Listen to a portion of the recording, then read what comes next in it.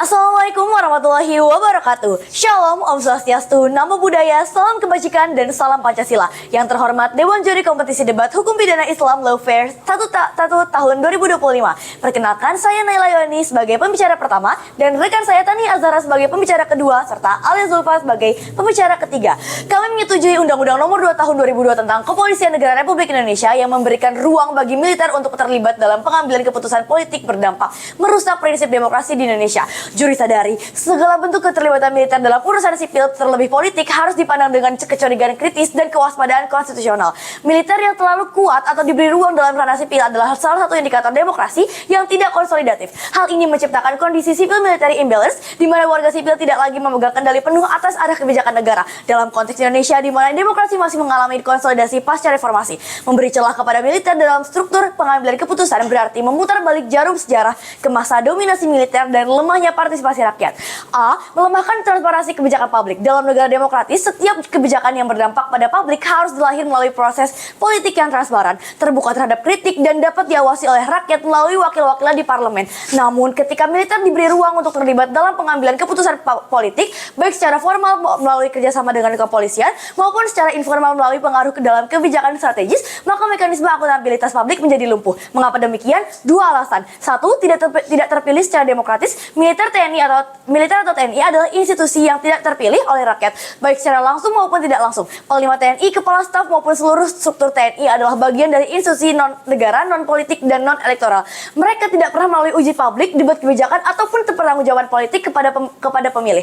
Dua, tidak tunduk kepada sistem check and balance. Sipil yang ketat adalah Ciri utama demokrasi adalah adanya sistem check and balance, yaitu sistem pengawasan dan pengimbangan antara lembaga-lembaga negara untuk mencegah konsentrasi kekuasaan yang berlebihan dan penyalahgunaan wewenang. B. Dampak dalam konteks UU Nomor 2 Tahun 2002. Ketika UU ini memberi ruang kepada TNI untuk membantu tugas kepolisian dalam keamanan dalam negeri atau terlibat dalam pengambilan kebijakan keamanan nasional, maka TNI masuk ke wilayah politik sipil tapi tidak ikut serta dalam sistem pengawasan sipil sehingga ada kekuasaan besar yang tidak diimbangi oleh pengawasan yang seimbang. Ini sangat berbahaya bagi demokrasi karena membuka potensi 1.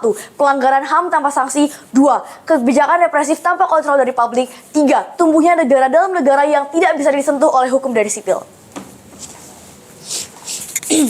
Juri, coba kita bayangkan sebuah keluarga dalam rumah tangga. Setiap anggota memiliki peran masing-masing. Ayah bekerja di luar, ibu mengurus rumah tangga, anak-anak belajar dan tumbuh. Tapi kemudian, sang ayah memutuskan untuk mengatur semuanya dari memasak, menyapu, bahkan mengontrol seluruh keputusan anak dan istri. Ibu kehilangan fungsinya, anak-anak tak punya suara. Rumah itu lama-lama menjadi tidak sehat, penuh tekanan dan kehilangan keharmonisannya. Dan inilah gambaran yang tepat ketika militer mulai mengambil peran dominan dalam politik di negara demokrasi. Baik, memasuki argumentasi saya yang pertama, dominasi militer justru mengikis demokrasi dan mengancam hak-hak sipil. Juri, sadari Undang-Undang Nomor 2 Tahun 2002 tentang kepolisian memang awalnya dibuat untuk memperkuat keamanan nasional, tapi dalam praktiknya justru membuka ruang bagi militer untuk ikut masuk dalam proses pengambilan kebijakan politik. A. Masalah utama bukan semata soal keterlibatan, melainkan tentang ketiadaan batasan yang jelas. Ketika institusi pertahanan ikut duduk di meja pengambil keputusan tanpa mandat elektoral, tanpa kontrol publik, maka kita sedang menyaksikan proses demokrasi yang dikikis sedikit demi sedikit. Kita tentu menghormati militer karena mereka adalah penjaga kedaulatan dan pelindung bangsa. Tapi ketika mereka memasuki ranah politik sipil akan terjadi konflik peran. Karena apa? Karena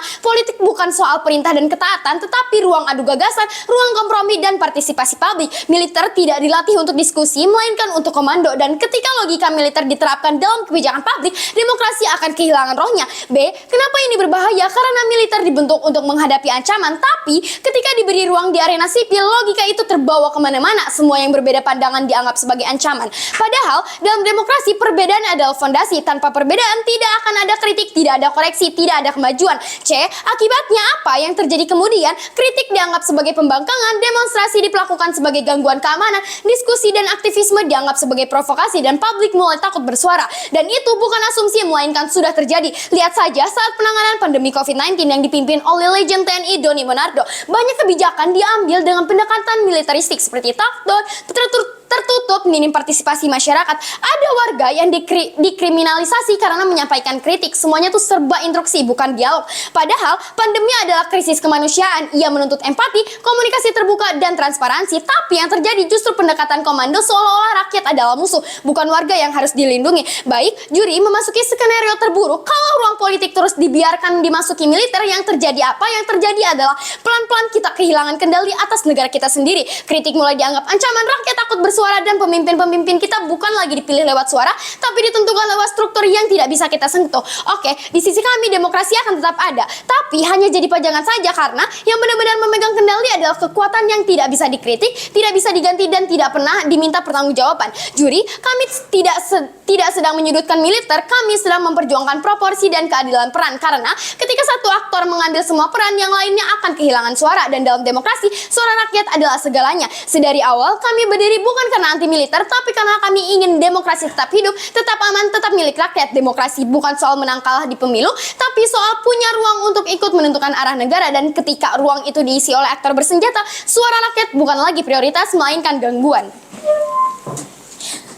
1. Mengundang represi dan ancaman terhadap kebebasan sipil. Militer bukan lembaga sipil, mereka adalah kekuatan bersenjata yang dilatih untuk menangani ancaman dengan cara-cara kekerasan, disiplin keras, dan kepatuhan mutlak. Kalau aktor seperti ini diberi ruang dalam politik sipil, kita membuka potensi besar pada penyalahgunaan kekuasaan. Demonstrasi bisa dianggap gangguan stabilitas, bukan ekspresi pendapat. Aktivis bisa dicurigai sebagai ancaman keamanan, bukan sebagai warga negara yang bersuara. Kritik terhadap kebijakan bisa dilabeli sebagai anti negara. Karena militer membawa mindset ancaman, mereka akan cenderung mendorong solusi yang represif, bukan solutif. Bayangkan sebuah kebijakan dirumuskan oleh orang yang terbiasa melihat publik itu sebagai ancaman, bukan sebagai konstituen. Maka akan muncul pemungkaman suara, pengawasan berlebihan, dan hingga kriminalisasi aktivisme. Kontra mungkin bilang, militer itu bisa membantu menjaga stabilitas. Tapi stabilitas seperti apa? Stabilitas dengan mengorbankan hak sipil. Stabilitas yang datang karena semua orang takut bicara. Stabilitas yang dibangun dari ketakutan, bukan partisipasi, bukan demokrasi. Dan itu otoritarianisme yang terselubung. Di sisi kami, stabilitas tetap bisa dicapai dengan sistem sipil murni. Ada pemilu, DPR, pengadilan, lembaga HAM, dan partisipasi publik. Di sisi lawan, stabilitas itu datang dari represi. Dan sejarah telah membuktikan represi hanya meredam, tidak menyelesaikan konflik sosial, dan dalam jangka panjang dia hanya menumpuk bom waktu. 2. Merusak netralitas militer dan menyulut politisasi TNI. Salah satu hasil terbesar dari reformasi 1998 adalah dikeluarkannya TNI dari politik praktis.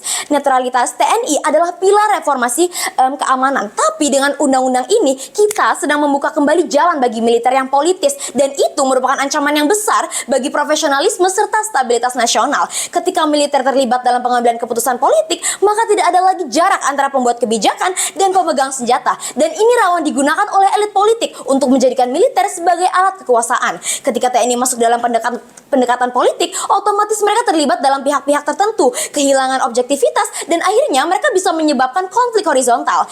Kontra akan berkata bahwa militer hanya melengkapi kebijakan. Tapi kita tanya, mengapa harus lembaga bersenjata yang melengkapi kebijakan? Kenapa bukan pakar sipil, akademisi, ataupun masyarakat sipil yang justru lebih dekat dengan rakyat? Keterlibatan militer akan menggoda para elit untuk mengundang TNI ke ruang politik lebih dalam demi kepentingan pribadi. Akhirnya apa? Kita bukan membangun sistem demokrasi, tapi malah menciptakan bayang-bayang otoritarianisme dalam pakaian demokrasi. Kami ingin netralitas militer tetap dijaga. Militer profesional adalah militer yang hanya tunduk pada kepentingan negara, bukan pada kekuasaan politik tertentu. Sedangkan sisi kontra justru membuka jalan agar militer terpolitisasi, dan itu akan menjadi sumber ketidakstabilan jangka panjang. Sehingga pada akhirnya tim proposisi ingin menjaga demokrasi yang sehat, di mana suara rakyat adalah yang utama, bukan suara senjata. Kami ingin stabilitas yang datang dari partisipasi, bukan dari ketakutan. Dan kami ingin militer yang netral dan profesional, bukan militer yang menjadi aktor politik bayangan. Bangga menjadi tim proposisi. Terima kasih. Wassalamualaikum warahmatullahi wabarakatuh.